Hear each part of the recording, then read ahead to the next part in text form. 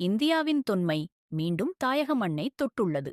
நெதர்லாந்தில் பாதுகாக்கப்பட்டிருந்த 1000 ஆண்டுகள் பழமையான சோழர் கால ஆனைமங்கலம் செப்பேடுகள் தற்போது இந்தியாவிற்கு மீண்டும் திருப்பி அளிக்கப்பட்டுள்ளன. ராஜராஜ சோழனின் வாக்குறுதியை வீரமிகு மகன் ராஜேந்திர சோழன் நிறைவேற்றியதை சாட்சியமாக நிற்கும். இந்த 24 செப்பேடுகள் சோழ பேரரசின் பெருமை, கடல் ஆதிக்கம் மற்றும் தமிழரின் உலகளாவிய வரலாற்றுச் செல்வாக்கை உலகிற்கு நினைவூட்டுகின்றன. 19ஆம் நூற்றாண்டு முதல் நெதர்லாந்தின் லீடன் யூனிவர்சிட்டியில் இருந்த இந்த அபூர்வ வரலாற்றுச் செல்வம் பிரதமர் நரேந்திர மோடி அவர்களின் முயற்சியால் மீண்டும் இந்திய மண்ணை அடைந்துள்ளது என்பது ஒவ்வொரு இந்தியருக்கும் பெருமை தரும் தருணமாக மாறியுள்ளது. இது வெறும் செப்பேடுகள் மீட்பு அல்ல. இது தமிழர் பேரரசின் உலக மேடையிலான புகழின் சான்று.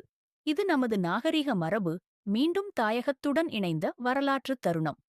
சில வரலாறுகள் அருங்காட்சியகங்களில் மட்டுமல்ல, அவை தங்கள் நாகரிகத்தோடு வாழ வேண்டும்.